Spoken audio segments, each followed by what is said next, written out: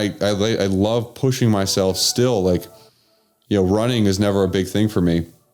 I just, I do sprints and with football, but now I really enjoy running. One of the reasons why I love it is because doctors, when I was diagnosed, told me I'd never be able to run again. And so every time I get out and I run in the morning, I'm like, all right, nice. Like, someone said I'd never be able to do this, and I'm doing it every single day. But it also, with running, like, I can get to the point where I'm like, even pretty quickly, like, I'm going to die.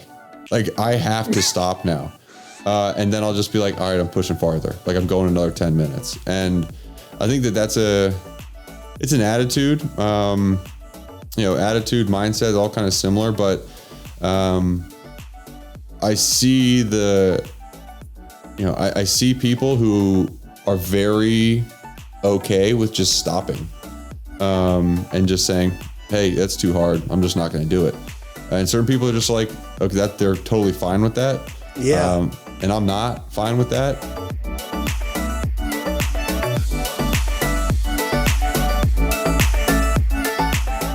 Well, hey crew, it is Adam and Emily here today on The Conversation. We got episode 318 coming at you. Gosh. We are in part 3 of our Faith and Justice series, and we got Mark Herzlich on today, chatting with Adam just about all sorts of fun things. Yeah, we have an awesome conversation. We talk about leadership, we talk about perseverance, but in this Faith and Justice series, we also talk about justice and the importance of making our world a more just world, specifically as followers of Jesus and what that looks like. For this series, I just want to go back. If you missed last week with Nick Hudley, I want to encourage you to go back and listen.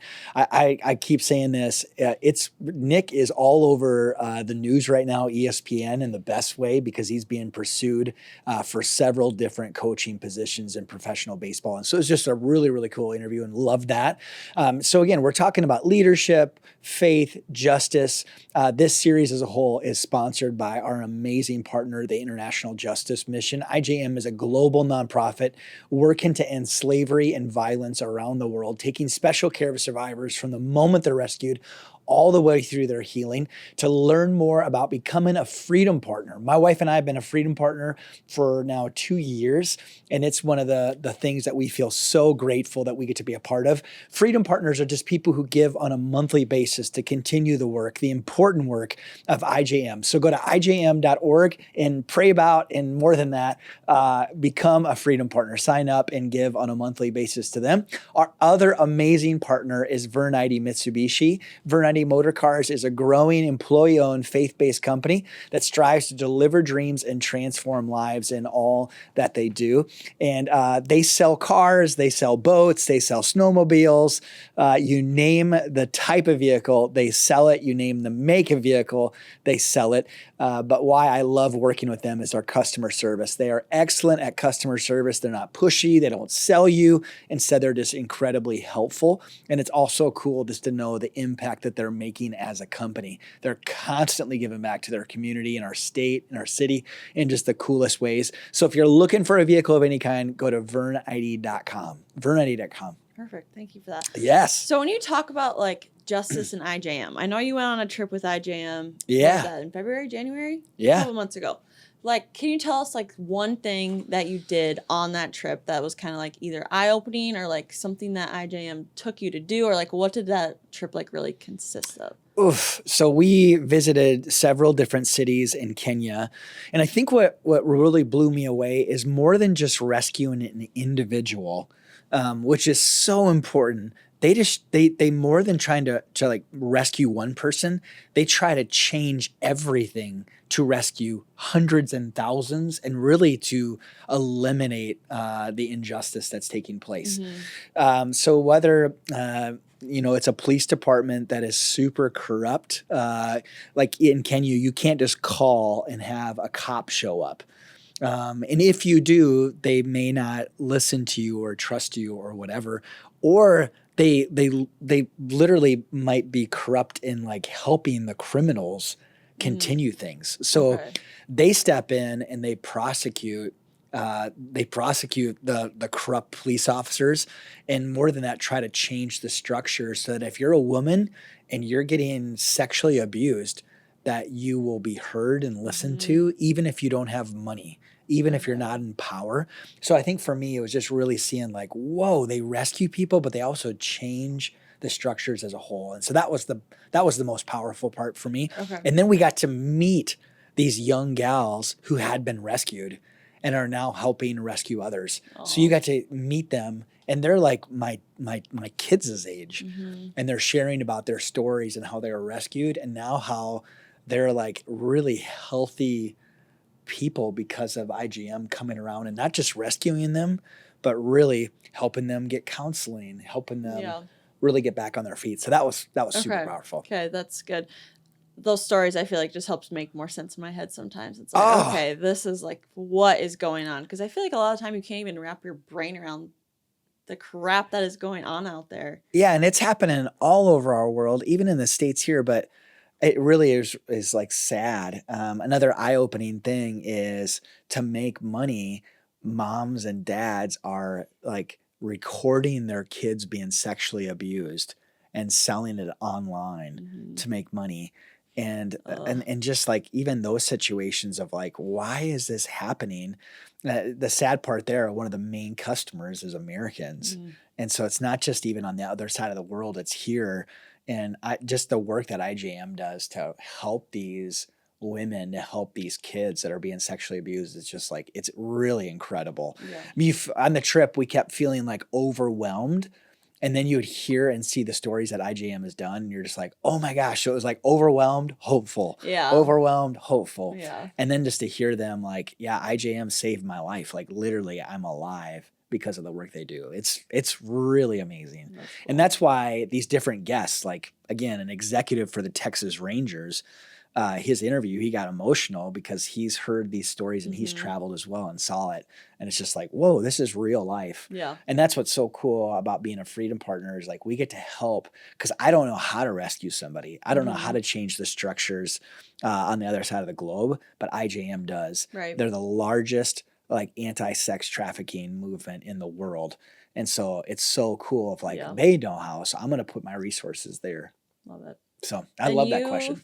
Yeah. You talked to Mark today. Yeah. Do you have a highlight of your guys' time together? So Mark is awesome. A former NFL guy, was going to be a number, I think like the top 10 pick of his draft class into the NFL.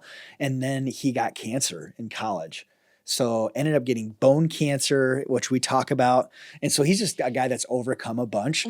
But when you're around him, he's just passionate. So now he works with IJM, works with NFL athletes, but he's also an athletic director at a school he just started.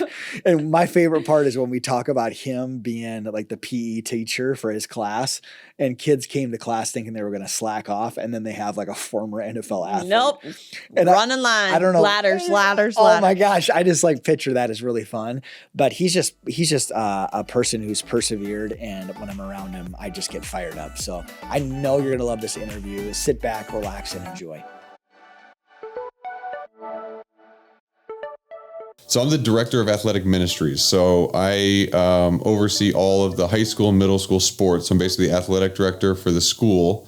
And then I run all the church outreach sports for the youth and adults and stuff like that. So it's perfect. Oh, and I'm not trying to fluff your feathers. They hit the jackpot with you. Well, I mean, seriously, like every front imaginable. If I'm them, I'm like, check. You know, you're perfect for that. Well, thanks. Appreciate it. I mean, it just, honestly, it worked out. I mean, it just was like the right timing, the right place. Yeah. And, you know, I think, you know, some people are like, oh man, what a coincidence that it came open. And obviously you and I know better. Like this was God's hand in doing that and opening these doors and putting on my heart, even, you know, years before. Sometimes it doesn't happen right away, but it's like, okay, well, this broadcasting might not be my career forever. Right. And if this job had come open 2 years ago, when I started getting that feeling, there's no way I would have jumped on it because I wasn't ready to. I still was holding on to that limelight and the other thing that broadcasting brought. But, you know, the 2 years after that kind of feeling was hit and between me and Danielle, then this opportunity came and just, God said, all right, this is it for you. What do you think shifted there? Like, what was it? Kind of letting go of that? Like, gosh, I'm chasing after this thing. Like, what was that shift? I think that, so I remember when I was in college, I remember, gosh, we're jumping all around on different parts of my story, but when I was in college and I was diagnosed with bone cancer, one of the things that I was so scared of, and this was before I really knew the Lord and my walk was good, but I was so scared of being a nobody. And I remember telling that to my mom, of being like, I was ACC Defensive Player of the Year, and I had recognition and was going to go to the NFL. And when I got diagnosed with cancer, I was like, I don't want to be a nobody. And it was really this idea of like, man, people wanted to be around me, people liked me. And now if cancer is going to take away all the things that they like about me, I'm going to be a nobody again. And it was really interesting, like just reflecting back on those times, however many years ago, and the honesty that was brought forward in that, went on the NFL, and like, I didn't want to get cut from the NFL because I didn't want to not be an NFL player anymore. And then when I was, went into broadcasting, it was still in the limelight. It was still something where, okay, I'm going to be on TV and people are going to know who I am. And I feel like what, God was saying to me over the past couple of years, and, it was just kind of this, live a John 3:30 life. Like, he must increase and I must decrease. And so it was like, what does that look like for me? And I think the easiest thing for me was to like, all right, well, you don't need to get in front of the camera all the time. Like, you don't need to be in front of the lights. Like, you can do even better work for God sometimes if you're behind the curtain. So I really wanted to, I think that was on my heart. And then, with my wife being like, hey, you're gone all the time. And so right now, like, what you're doing is you're pursuing this fame and glory, but you're gone from your children. So I was like, okay, do I want to be traveling every weekend talking about other people's kids while my kids are at home without me? It's like, is that what I'm going to do? And I was like, no, I don't want to do that anymore. So that kind of sparked the initial change. Yeah. And was that hard when you actually made the decision? Was it hard to let it go, or not really? Or it was, the idea of giving it up was harder than actually giving it up. And so like the idea of walking away and being like, all right, it's really interesting. I've had careers in my life where, if you stop playing in the NFL, like, you're not going back to play in the NFL. Like, you just don't play football again. Like, if you leave broadcasting, it's like, you don't just like go back to broadcasting. Like, so it's like, all right, I'm going to fully close this door of this chapter of my life. And I think that was a hard part. But then when, a few years ago, Danielle and I did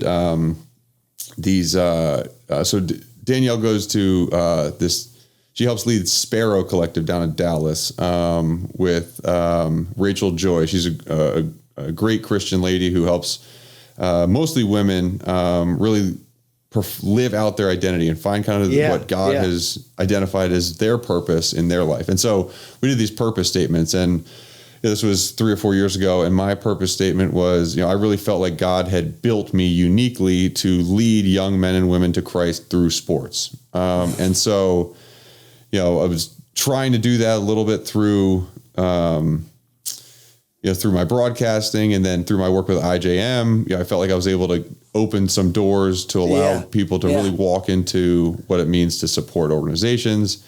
And then this, Danielle was following this school on Instagram, First Baptist Academy down in Naples, Florida, because we had some friends who went there, and they were raving about the Christian education. And it's just like a biblical worldview immersion, right? So like, people talk about biblical worldview curriculum. Like, this is like full immersion. So everything you do, everything you learn is based around what, how the Bible views these things, the way you look at math, the way you look at science. So anyways, So we were like, oh, that's super cool. We're in Boston. We don't have that up here. And so Danielle started following that school, and this job posting comes on for Director of Athletic Ministries.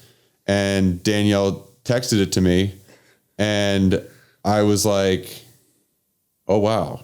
It's like, if this job is anything like the job description, like that fits my purpose statement. So like right away, that's a green light. That's, for me, I base a lot of my decisions off of like that purpose statement. So it's like, all right, well, that's a green light. And I was sitting in a conference in Miami. It was a Christian conference with our NFL players at PAO. And I was just in there, and I felt convicted of like, I'm going to walk out of this session and go and call the school. I was like, I don't know what, I'm going to Google the school and find the phone number and just call. And so I called, and I got the front desk, and I was like, can I be transferred to Ryan Dupay, the head of school? And they're like, sure. Who are you? I was like, I'm Mark. I don't know what to tell you here. And so I left a message, and I was like, look, you have no idea who I am. I don't live down there, but I saw this job posting, and like, I've been praying and fasting for like the past month and a half about what's next in my life. And I don't know. Like, I don't know if this is God speaking to me or what, but you need to call me back and tell me that I'm psycho and that you're not interested. So I know this door's closed or it's open. And so he called me back.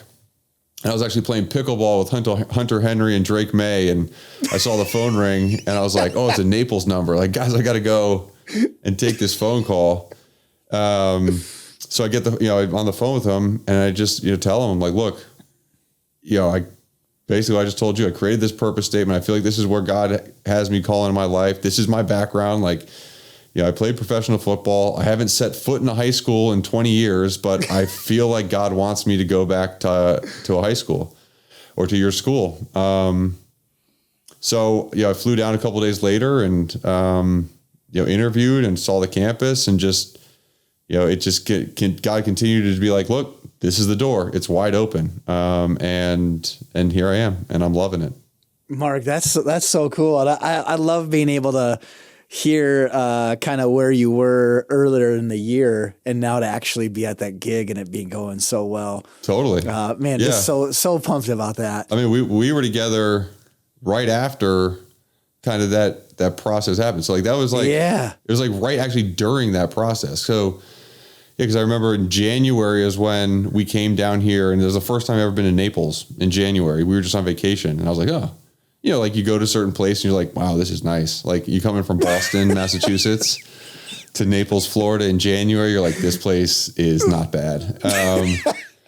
And you're like, keys from my wife. Like, she was like, oh, we could maybe live here. And I'm like, oh, all right, I'll register that in the old memory bank.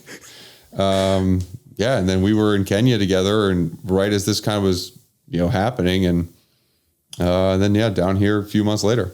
That's great. That's great. Well, Mark, and I'm not fluffing your feathers again. You're one of the most genuine, kind souls I've ever crossed paths with. I mean, like when we first met, like just instantly, humility. There's no like aura around you where you feel like you need to be somebody that you're not. And for me, I will say this though, being around high school kids, having aura is cool. Like the term aura. I had a kid tell me the other day, he's like, oh man, like you got some aura. But then I did something stupid. I acted like an unk, and he told me I lost 4 million aura in one moment. Oh my gosh. I didn't know you could lose 4 million aura. I didn't know you could lose that either. My kids have never mentioned it to me because they're like, you're like so negative in your balance. You're like, you don't even register, but negative aura. So anyways, aura is a whole different thing here in the high school world. I was like, I'm learning all these lingos. Oh my gosh. No. And you are such a kind soul. And then your story, I mean, from football to cancer to football again, a Christ follower, your work with IJM. There's different places to get your full story, and I'd encourage someone to listen. Something I was thinking about with your story is cancer something you continue to think about? Like, is that part of your story that you're like, no, it's definitely still like there on the radar? Like that's a random question. Is that something that comes to mind at all? Or is that more, this is a part of my story, but it's not really something I think about? So like, I think the fear of cancer has subsided. But more so like, my physical body is different because of cancer. Like I had cancer in my left femur. And so I have significant atrophy in my muscles in my left femur. And so, I still run and work out, but, it's just not, it's not as solid or as big or as strong as like my right leg. So I feel it. Right. And it's interesting. Like, I don't know. I used to resent it a lot, especially when I was playing because, it was, I was in such a physical sport that because of that cancer and because of the damage to my leg, it didn't allow me to perform at the level I would have if I didn't get cancer. Right. And so, I would get into this mental mindset of, I'm a naturally pretty positive person, but I would get into these things of like, oh man, like just like if I hadn't gotten cancer, I would have gotten this opportunity. Or if I hadn't gotten cancer, I would have been able to be more of a starter. And so like, I definitely would fall into the comparison trap. And a lot of people do comparison traps with other people, but my comparison trap was with myself, which was, it's almost worse because I was comparing myself to who I used to be. And I think, as people get older, you start to compare yourself to your younger self a lot. And I'm starting to feel that as I'm, getting towards my 40s is like, all right, this is who I used to be. And I have to accept the fact that I really had a good season in that season. I think that's where I've gotten to now of like, man, my life has looked so different. Again, over the past, the past 20 years, right? So I leave home when I'm 18, go to college. I'm 38 now. And so like over the last 20 years, I feel like I've lived so many different lives, right? I've lived a life as the NFL football player or even the college football player, and then the cancer patient, then the NFL football player and the Super Bowl champion. And then after that, you start trying to figure out who you are again, and you have to reform your identity. And then I'm a broadcaster, and then I'm a activist for IJM, and now I'm an athletic director. I mean, there's all these different things that don't just come with a profession, but they come with a mindset of like, how am I supposed to fit myself into all these different mindsets? And so I think the way I look at the cancer now is, it's a part of my story, and I'm, less upset that it's a part of my story. I'm more kind of proud how God used that piece of my life to shift me towards him. Right. And I think it's difficult when I talk with people who are going through cancer right now to help them realize that and to see that, because it's very hard, right? Like when you're in the smoke, it's hard to see that the smoke ends, or that there's clear on the other side. But I think looking back now, I can really see how, man, if I didn't have cancer, maybe I could have been a better football player. But if I didn't get cancer, I might've been a huge jerk, I might have fallen in love. I mean, I already have a bent towards a love of money, and I know that about myself. And like, when you think about, spiritual struggles, like, I do fundraising for a living. And one of the most difficult things for me and challenging things for me is to open up my checkbook and write, a gift to the church, right? That's a truth about who I am. Right. And I need to understand that. So what would have happened if I had been given, $30 million when I was 21 years old? Like, I don't know. Like I don't know. And God can still work his way, but I do know that I was led directly to the foot of the cross with, IVs in my arm, getting cancer treatments. And I'm very thankful for that. Yeah. When I think about you, Mark, I also think about perseverance. Is that something like, I mean, I just feel like you will figure out a way, like where does that come from? Is that something you've grown? Like, how do you grow it if you don't have it? And like thoughts on that. And that's a mindset. And I used to not like mindset. Like, I'm like, that seems like something, I'm a Christian. Then it's like, oh, put on the mindset of Christ. It's like, oh, it's in scripture. Okay. This might be a good thing. But I think perseverance is one of those mindsets that you have. Like, but yeah. So I think certain people are just kind of, created in a certain way. I think that's one thing, but also my dad was,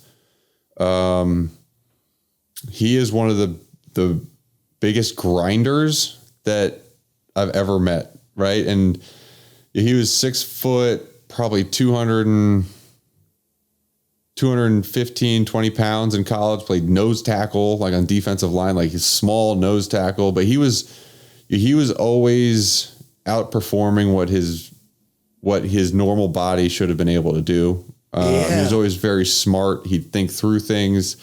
And even when I was in college or the NFL, I'd come home and like we'd work out together. And if we had to do 50 push-ups, like he would die doing 50 push-ups. It'd be like, oh, I'm not gonna like cut it short. I'll just instead rather die than quit. And like there's that mentality of like, I'd rather die than quit right now. And it's I don't know, like I feel it all the time. And I love pushing myself still. Like, running is never a big thing for me. I just, I do sprints and with football, but now I really enjoy running. One of the reasons why I love it is because doctors, when I was diagnosed, told me I'd never be able to run again. And so every time I get out and I run in the morning, I'm like, all right, nice. Like someone said I'd never be able to do this, and I'm doing it every single day. But it also with running, like I can get to the point where I'm like, even pretty quickly, like I'm going to die. Like I have to stop now. And then I'll just be like, all right, I'm pushing farther. Like I'm going another 10 minutes. And I think it's an attitude, attitude, mindset, all kind of similar, but, I see I see people who are very okay with just stopping, and just saying, hey, that's too hard. I'm just not going to do it. And certain people are just like, okay, that they're totally fine with that. Yeah. And I'm not fine with that. And so anything to grow it, anything that you would say to grow it, or even a faith component to it, does that come into your mind at all? The faith side of things with perseverance? Totally. Yeah. I mean, I think with, it's different, like physical perseverance. Like I'm like, man, I'm glorifying God with each extra step I take. I'm glorifying God with each extra rep I do. Like I'm pushing my physical self to the boundary. But I also know that I'm created as a spirit in this body right now. And so like, these are just physical boundaries of the world. So, one day I'll be up in heaven, and my spiritual self, who knows what my body's going to look like. Right. But I'm able to push my body right now because it's a gift to me. So let me really just use it, a way to honor God. And I think that physical exertion is one of those ways. I think mentally and emotionally, persevering is difficult. But it also is something that, God calls us to. He calls us to continue to take those steps. He calls us to remember, what we've been through.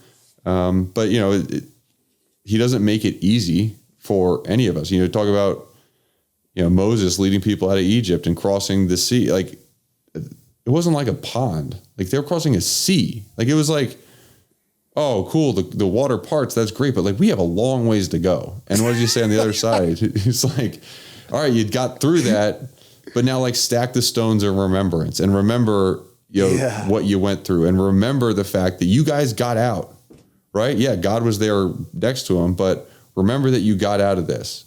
And when you are about to spend the next 40 years in the desert, like remember that you were able to do those things with God's power. So that's good. I think the farther you can push yourself, the more opportunities you can set yourself up to not have the easy path, the better you'll get at it, and, for me, getting put in a life or death situation with cancer, the options I had were to push through and to persevere or to not live anymore. And so when you actually get that, all right, well, I got to show up to chemo. I got to just figure it out. I got to do it. Or the other option is I am gone. You don't have any options. So again, good. You don't want to get sick or anything like that, but put yourself in a situation where there's no way to turn around and back out. And, I think athletics do that a lot. You walk out, like I work out kids every morning here on the track, and they signed up for the class in the beginning of the year. It's our athletic period. They did not know that they were going to get me as a teacher. I'll just tell you that. They did not know. They did not know.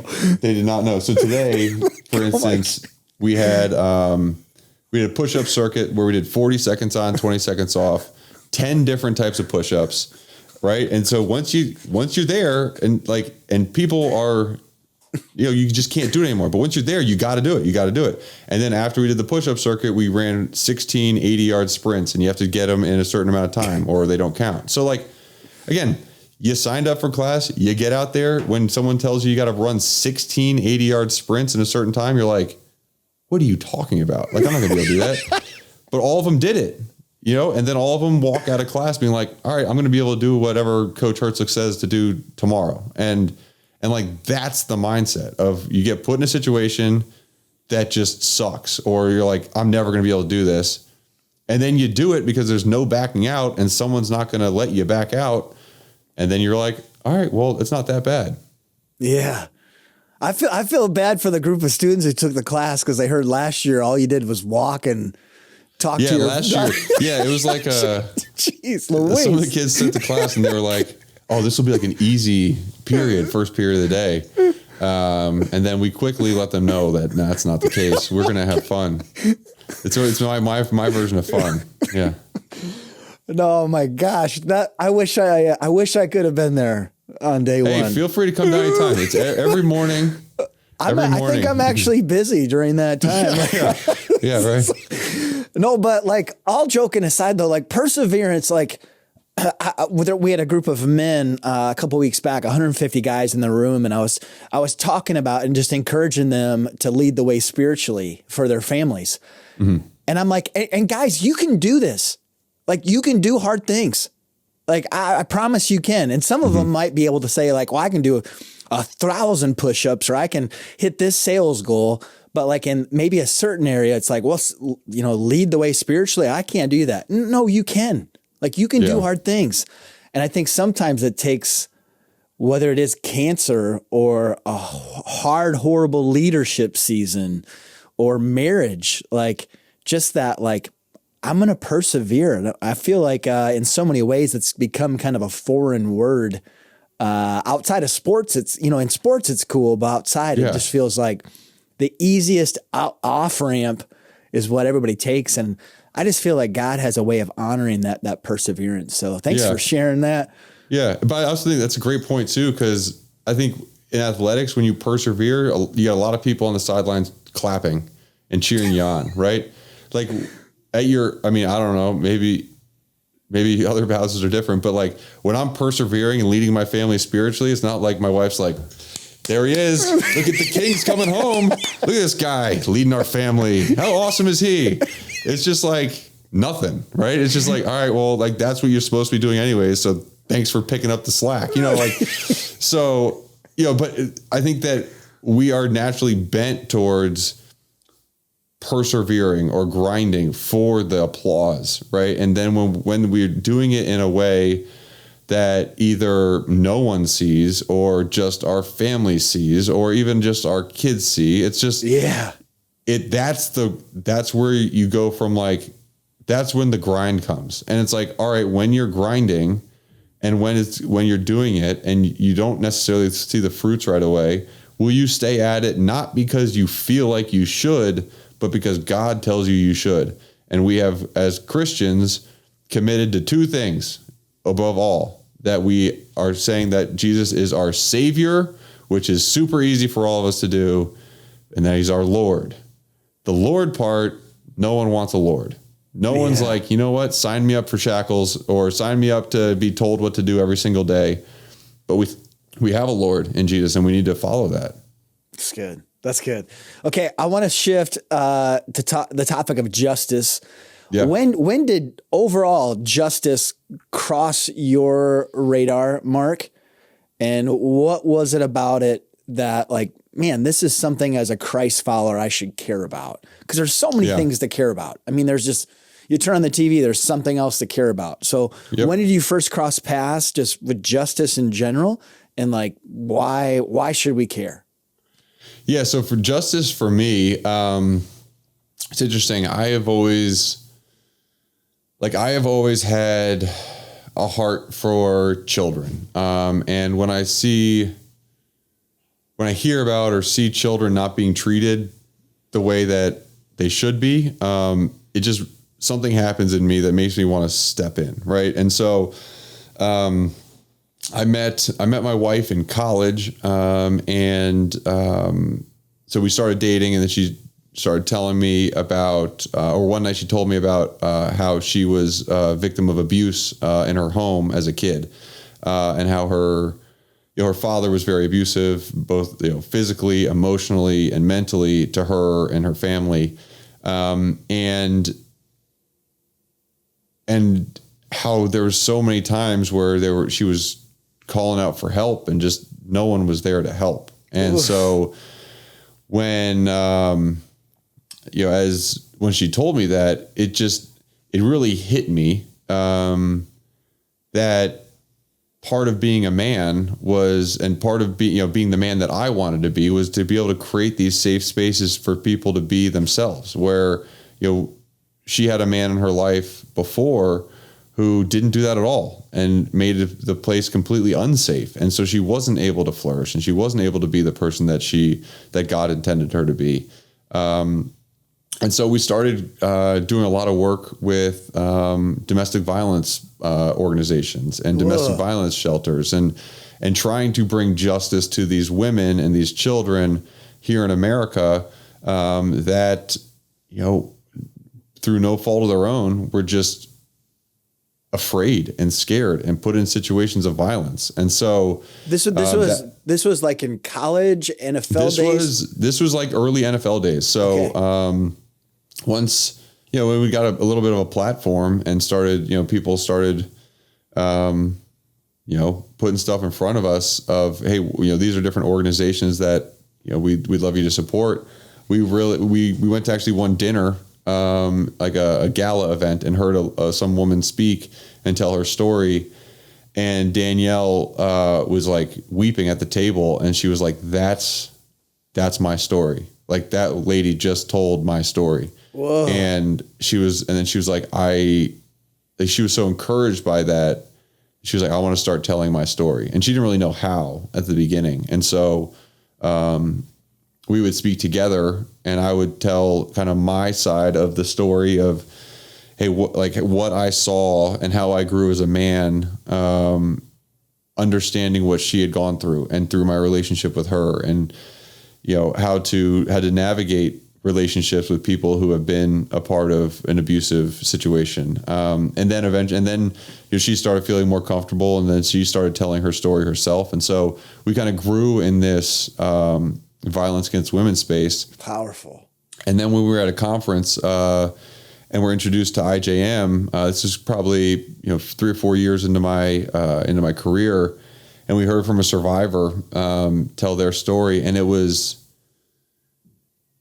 I saw my wife as a little kid, and I just looked at this person who was speaking, and I was like, man, it's just, not only are they experiencing violence, but there is no 911 to call. Yeah. Police don't come.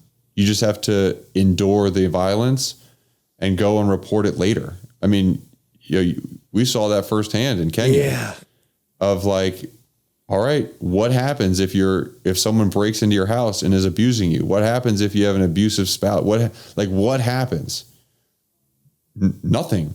There's nobody to call. Yeah. And then you just have to hope that you don't die and go report it later. And so, to me, when I heard about IJM, I said, okay, well, supporting IJM could be our way of taking the thing that we're passionate about justice, and bringing it global. Like, what better way to expand our reach? And, being in the NFL and playing football, I didn't get a chance to travel out of the country much. A lot of my focus was set here in America. How can I make my own community better? And then I realized, look, there's in some of these places, there aren't people stepping up saying, hey, I need to make my own community better. So I would like to try to help other people across the world do that. And in reality, like when we think of ourselves as the global church, and the big church, it's like these people there are Christians all over the world who right now are being not just persecuted for their faith, but persecuted because they're female or because they're kids or because they're men. I mean, just there are people that are in slavery all over the world that are desperately praying for Jesus. And you talk about perseverance. I mean, these people are just not quitting. They're not quitting on God. They're not quitting on hope. And to be able to be a part of bringing that rescue and that hope of a new life to them, like to me, that's what got me really fired up and excited about it. And that's how our passion for justice and my passion for my wife and my kind of my bent towards helping that young kid that's stuck and trapped. That's how it kind of all connected. That's so good. I think in some circles, justice can get a weird like political bent to it or something like that. It's like, well, I don't know if we should even do that as Jesus followers. Anything that you would say, just again, when there's so many things to be a part of, like why should justice be at the top of our, like, anything else that you'd say there, Mark, as far as like, no, you should care about it. Yeah. I mean, so justice is, I think if we think about, Jesus, and I'm just like looking up just a couple verses because there's 8 million of them, but like you look at, Psalm 9:7, right? But the Lord sits enthroned forever. He has established his throne for justice. Like, oh, he established his throne for justice, right? Yeah. All over Isaiah 5:16, but the Lord hosts is exalted in justice, and the holy God shows himself holy in righteousness. Like all over the Bible talks about justice. Jeremiah 9:24, I am the Lord who practices steadfast love, justice, and righteousness in the earth, for in these things I delight. I mean, it's just everything that God talks about is justice, right? And so when he commands us to look out for the orphans and the widows and to pursue justice, I mean, I think it's very difficult to be a student of the Bible.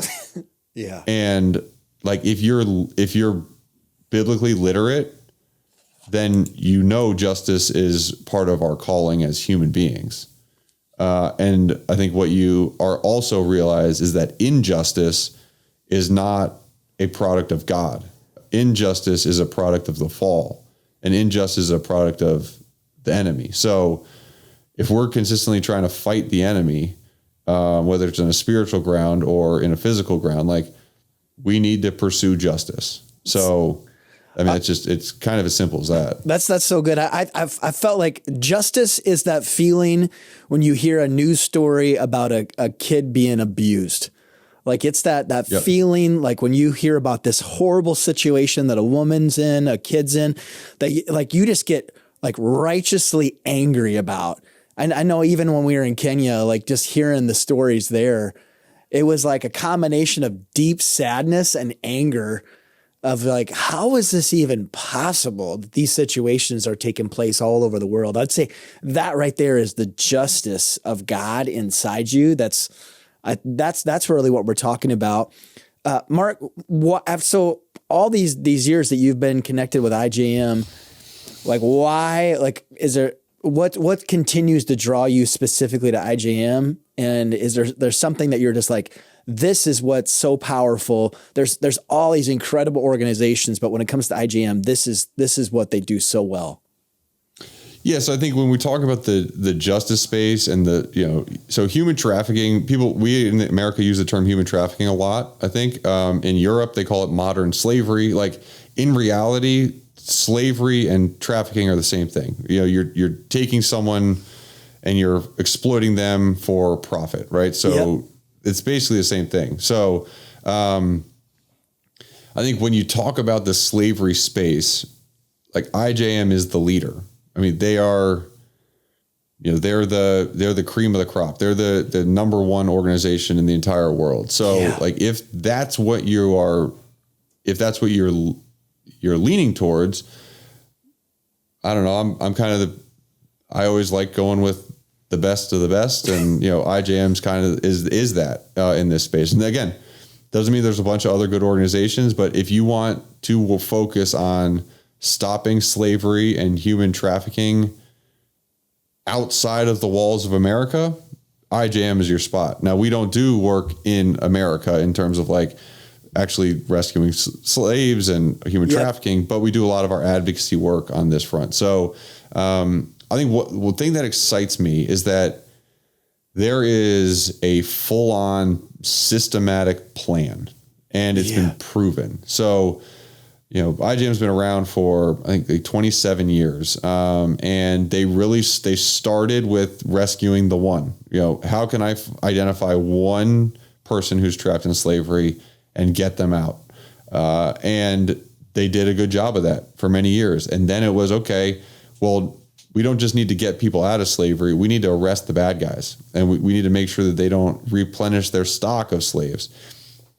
So then they started arresting the bad guys, and they started seeing dips and declines in the prevalence of it wherever they went. And then it was, okay, in order to do these things, right? Like IJM is not going in and actually kicking down the doors. Like IJM is not actually prosecuting a bad guy. Like we are training and working with the law enforcement and the local police so that they are fully equipped to do these things and to enforce the laws. And in working, we have lawyers who work with the prosecutors that can sit with them, right there next to them on the bench and just work with them in order to put the bad guys in jail, so that we take all the expertise that IJM has gathered from, years and years and years of doing this work across many different countries, and then we have much better conviction rates. And then the big picture is working with the local justice systems and the magistrates and the judges. And when we went to Kenya, we met with one of the head magistrates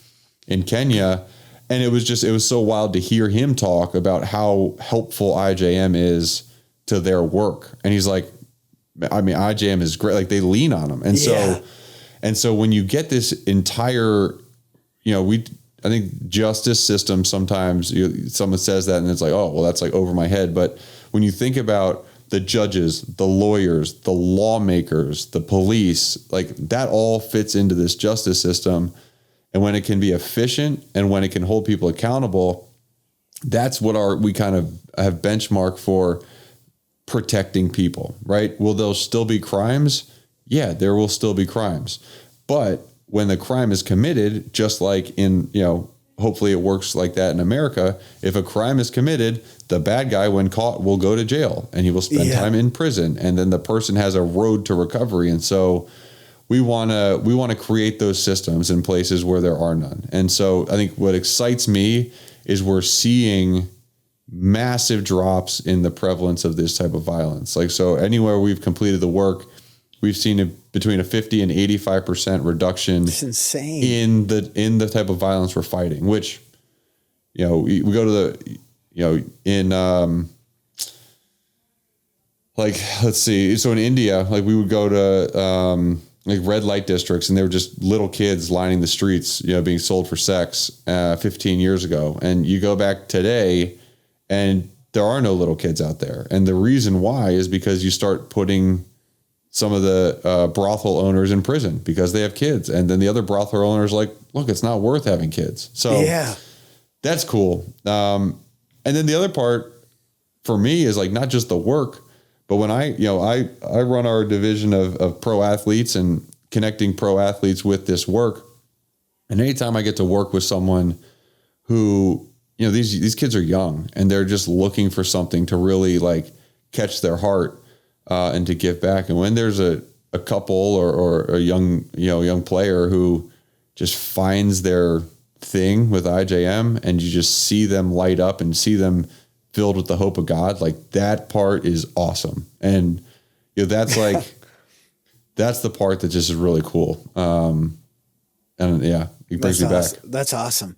Okay. So what would you recommend a person do? Like, I want to make a difference specifically with IJM. What would you tell me, as an individual? And then for any pastor listening, like, what would you say? Yeah. Like, hey, here's how you can take a step towards, being a part of the solution with IJM. Yeah. I think as an individual, I think first of all, just, the website is ijm.org. One of my favorite pages on the website, and we have like ijm.org/ like 8,000 different things, right? But ijm.org/stories. And it will take you to a spot where you can watch a lot of these videos that IJM created, telling stories about survivors and telling stories about rescues. And like, for me, I'm a visual guy. So like that, like, my heart goes at, like, feels for these kids. And there's tons of information on there. And if you want more information, like if you fill out a form on that, we can get you more information. But in reality, there's two main ways of helping. And it's advocacy. We do different advocacy things where we have bills that are going through Congress, where we can have our supporters write letters, go to Capitol Hill. We had something in September where we did an advocacy summit on Capitol Hill where a bunch of people from every state came and supported the End CSOM Act, where it's an act trying to hold big tech companies responsible for allowing child pornography and sexual exploitation of children on their platforms, and then it's also donating. I mean, I think that it sounds, anytime you bring money into it, it sounds kind of callous, but in reality, for me, like, I'm not trained to go and do this work out in the field, but there are people who are, and they need our support because we are working to expand to like 13 or 14 new jurisdictions in the next 5 years. And so the more places we can go and do our work, the more people are going to be protected and the more people are going to be released from slavery. So you can become a freedom partner. We have freedom partner programs where you do monthly giving and help support this cause, or you can do a one-time gift. But I think that's for like the normal person. And then for pastors, don't be afraid of talking about justice in the pulpit. If you get up on stage, and I think that it's sometimes, and I'm not a pastor, but I think for some pastors, it's really exciting. And you kind of get that moment of like, man, I'm talking about something that my whole congregation isn't going to be like, oh, we're going through Philippians and we're talking about joy and like everything is happy, right? Like open Job, right? Talk about the justice, right? Like, let's talk. Like, I do think like for some pastors, it's like when you do have those sermons on deck, you feel like, all right, like this is going to be a fun one. Yeah. Like this is going to be one that like have people thinking different ways. So don't be afraid to talk about justice. And don't be afraid to partner with IJM. We have tons of our whole church mobilization team that can help equip you to help support this organization. That's awesome. I just want to mention the Freedom Partner end of things. My wife and I are both Freedom Partners, and every month that we see, we get the notification that we've given a gift. I honestly, it's one of the best investments we possibly can make. So we actually have, anytime we get something in the mail from IJM, it ends up sitting by our fireplace, and our whole family ends up going through it. Even our kids are like, what is this about? Like, what's happening here? Mm-hmm. And so it's been a huge win just for our family. Mark, last question I have, success at the end of your life. What does success look like for you? Random question, but one I'm genuinely curious to hear. Oh, pretty easy. Well done, my good and faithful servant. Yeah. That's all I want to hear. Yeah. That's what we're living for. And I think that probably success. It's funny, if you ask me like one of the most misunderstood words in America right now, it's the word success. And worldly success is incredibly different than spiritual success and success that God wants you to have. Yeah.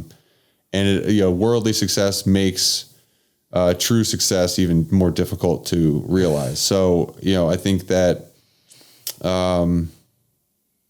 someone, I was talking with someone, and then we were talking about something, and they're talking about Warren Buffett, and like, man, Warren Buffett's so successful. I'm like, how so? He makes a lot of money. He might make good investment choices, but do you know what his relationship's like with his kids? Do you know what his relationship's like with his wife? Do you know what his relationship's like with God?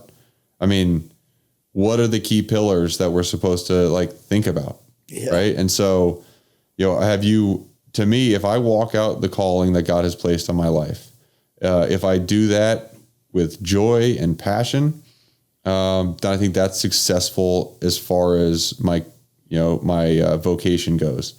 If I pour into my kids intentionally and lead them to a relationship with the Lord, then my parenting has been successful. If my wife, if me coming into the house is a welcome idea to her, if she wants me to be around more, if I am leading my family in our relationship with the Lord, that's what success looks like. So I do think that success is a lot of times a future tense type word that people use, is I'm pursuing success, or maybe one day I'll be successful. But success happens every single day, just in the moments that you do. And the opposite of success isn't failure. I think that's the other thing too, is like, it's good. You can't say, well, I'm a failure because I'm not successful. It's like, no. You had a moment where you weren't successful, but if you give up, then that's failure. Yeah. But if you keep on pushing and keep pursuing the success and what God has called you to, then that right there, that's what we talked about before. That's perseverance. That's getting to that successful point. Well, thank you guys so much for joining us today, listening to Adam and Mark chat about all the things. All the things. I just want to say it again. Really want to encourage you to consider becoming a Freedom Partner. You will not find a better investment, whether it's $30, $100 a month or more. Go to ijm.org and please consider being a Freedom Partner. Huge shout out to our partners, IJM, the International Justice Mission, and also our partner, Vernite Motor Cars. These would not happen. These episodes would not happen without you. Last but not least, thanks to all of you who listen in. This week, I was stopped several times by people who said, hey, I listen to your podcast. Just this morning, someone's so nice. I listen every week. I had no clue who the guy was. He's like, I listen every week and just want to say thank you. So thanks to all of you who listen. Have a good day, guys.